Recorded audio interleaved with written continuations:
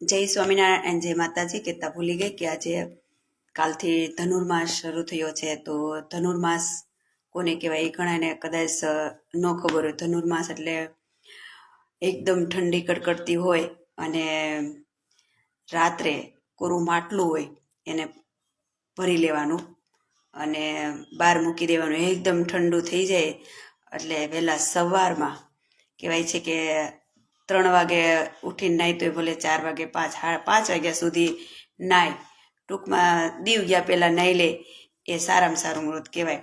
એટલે એ ઠંડા પાણીનું જે માટલું ભર્યું છે રાત્રે એ સવારમાં ઉડતા વેત જ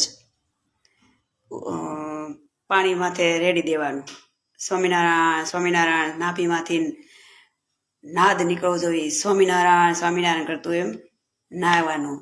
એને માત સ્નાન શરૂ કહેવાય. કારણ કે અત્યારે મહારાજ ભણવા જતા હોય છે નીલકંઠવાણી, એટલે થોડુંક વહેલું ઉઠી જવાનું અને ભગવાનનું ભજન કરવાનું. અને ખાસ એ કે એ તો ઠીક, નાવાથી ઘણું બધું પુણ્ય મળે છે, પણ ઘણી વાર એવું થતું હોય છે કે બેનો મંદિરે જાય, વહેલા ઉઠે, આ છે તે જાય, તે બધું કરે. એ વાત બરોબરની વાત છે, પણ એક વાત એ ખાસ યાદ રાખવી કે મંદિરે જઈને એક શિક્ષાપતિનું એક શ્લોકનું પાલન કરે ને તો એ બધું માસ સ્નાન કર્યું ને એ પુણ્ય મળે. કયો એક શિક્ષાપતિનો એક શ્લોક કે કોઈ પણની વાત પ્રકાશિત કરવી નહીં. બૈરા હોય તો ખાસ મંદિરે જાય, કથા પૂરી થાય એટલે તારી જેઠાણી આમ, તારી દેરાણી આમ. અરે એ બધું છોડો ને, ભગવાનનું ભજન કરો ને. મંદિરે જાઓ છો તો ભગવાનનું ભજન કરો. આ કેટલું સરસ મજાનું આ માત સ્નાનનું મહત્વ છે એમ. અને ભજન કરો. આ એક શિક્ષાપતિના શ્લોકનું પાલન કરો ને તો બેડો પાર થઈ જાય.